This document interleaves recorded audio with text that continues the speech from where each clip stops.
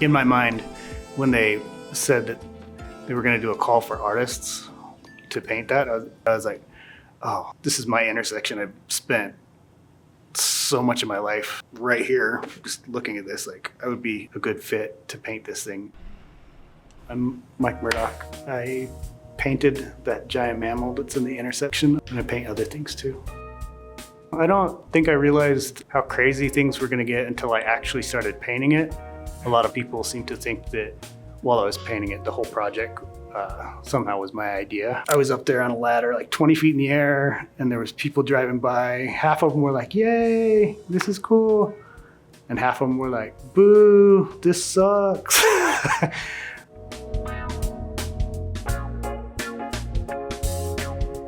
There was one particular old lady that is my favorite story to tell. She came by every hour on the hour to do laps and honk at me and heckle me. It was like, okay, this is pretty funny. This old lady's taking time out of her day to come boo me every hour. Let's just run with it.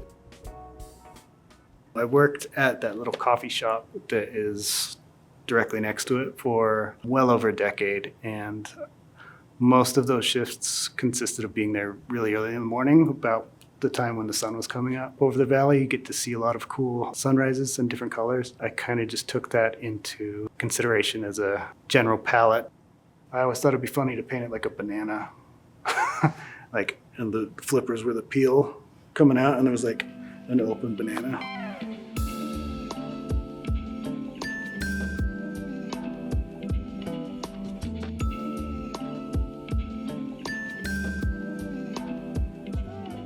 There had been a community art project type thing in the roundabout when they had started putting it in, where people would bring their own gnomes. It was cool.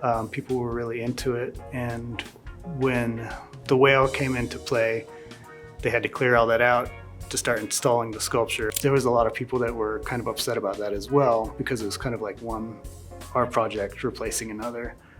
I had been a gnome the Halloween before that, so we had this paper mache gnome hat, and I thought it would be kind of funny to wear it one of the days while I was painting as kind of a tribute to the art project that had kind of come and gone. And I actually was the first one to put a new gnome back up there because I liked the idea of these two projects kind of living together. There's not too many now, but I would like to see hundreds of little gnomes up there if possible. I think people need to keep up with their gnome shenanigans always, but yeah. Especially in conjunction with the whale, because it's just kind of two nonsense things. The Salt Lake City Arts Council and the Public Art Program are not the gatekeepers of public art. We're not trying to contain art to be the way in which we say it is. Like, of course not. I think if anything, it's more fun and more interesting to see communities respond to an artwork that way. It makes the artwork that much more interesting. I really like the coloring on it, and it kind of like presents 9th to 9th, I feel like. We're not really near the ocean. It's very out of pocket. I don't dislike it. It's just, wow, that was a lot of money to spend on that. I like how colorful it is, and I like how it's in the center of this little street. I just think they should have put a mountain up there or something. I think it adds to our quirkiness of Salt Lake City. The eclecticness. Yep. I like the vibe of the whale. I just see a whale and I'm quite fond of it. It gave Salt Lake City an identity very quick. I gave the whale 2 years. Personally, I was saying, in 2 years, people are gonna turn around and give this, it's gonna become a thing. It almost happened overnight.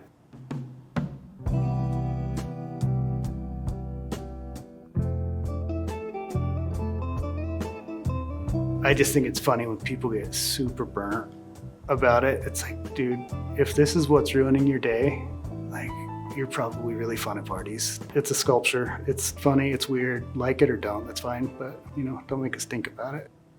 At the end of the day, public art can be many things. It can give us an identity, it can be a conversation starter, it could beautify spaces that are forgotten, it could change the meaning of a space, that as we see it all the time, when an artwork like Out of the Blue is a great example, you look at that space differently and you interact with that space differently. Public art, well, I mean, it enhances the neighborhood. It showcases people's work. Make you smile, maybe? I think art is like something that creates most happiness in the world. Like without it, it would probably be mostly gray and black here. Driving by the whale makes me feel very connected to where I live, and I like it. I like that. Art is something you really only get to like express maybe in times of excess, which is unfortunate because it is, I think, like the brightest thing that we can create as humans.